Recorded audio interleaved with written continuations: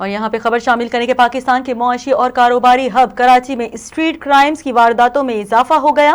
ملک میں مہنگائی عروج پر ہے، جبکہ کورونا وبا کے باعث لوگوں کو بے روزگاری کا بھی سامنا ہے۔ ان حالات میں کراچی میں ایک بار پھر اسٹریٹ کرمنلز بے لگام دکھائی دے رہے ہیں۔ شہر بھر میں لوٹ مار کی وارداتوں میں نہ صرف شہری اپنی جان سے گئے بلکہ ہزاروں وارداتوں میں انہیں اپنی قیمتی اشیاء سے بھی ہاتھ دھونے پڑے۔ آپ کو آگاہ کر رہے ہیں، دیکھتے ہی دیکھتے شہر قائد میں اس وقت اسٹریٹ کرائم بڑھتے ہی چلے جا رہے ہیں۔ اسٹریٹ کرمنلز بے لگام ہو چکے ہیں۔ پاکستان کے معاشی اور کاروباری ہب کراچی میں اسٹریٹ کرائمز کی وارداتوں میں روز بروز اضافہ دیکھنے میں آ رہا ہے۔ ملک میں مہنگائی عروج پر ہے، جبکہ کورونا وبا کے باعث لوگوں کو بے روزگاری کا بھی سامنا ہے۔ ان حالات میں کراچی میں ایک بار پھر اسٹریٹ کرمنلز بے لگام ہو چکے ہیں۔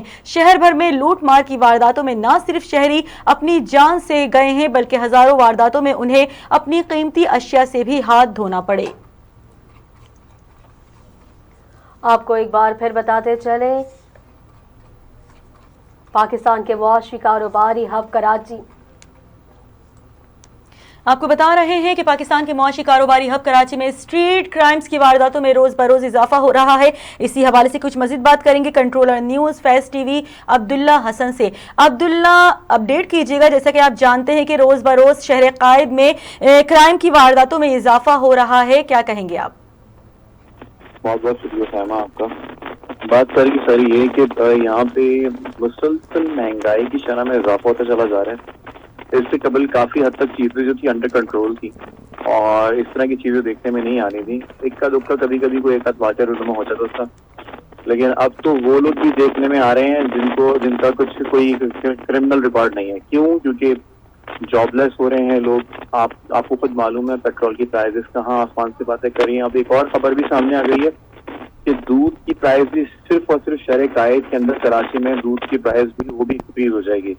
ٹھیک ہے، یہ تو مہنگائی کی بات ہو گئی، لیکن اگر صرف اور صرف اسپیسیفکلی اگر بات کر لی جائے آپ کے کرائم کے حوالے سے، تو آپ کا قانون کا نفاذ کرنے والے ادارے جو ہیں وہ بالکل جو ہے نااہل دکھائی دے رہے ہیں، اور ان کی جانب سے کوئی بھی حکمت عملی اور ان کو کنٹرول کرنے میں، ان کو پکڑ دکڑ کرنے میں ان کی بالکل ناکام دکھائی دے رہے ہیں۔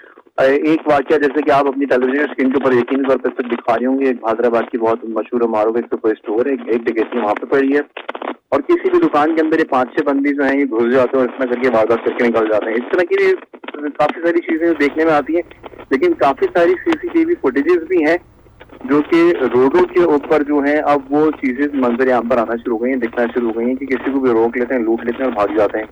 اس کا میری نظر میں تو مین ریزن یہی ہے کہ مہنگائی میں بہت زیادہ اضافہ ہو گیا ہے، اور یہ دن بہ دن اور مزید انکریز ہوتی جائیں گی چیزیں، تو آپ کو اس طرح کی چیزیں اور مزید دیکھنے کو ملیں گی جو کہ نہیں ہونی چاہیے۔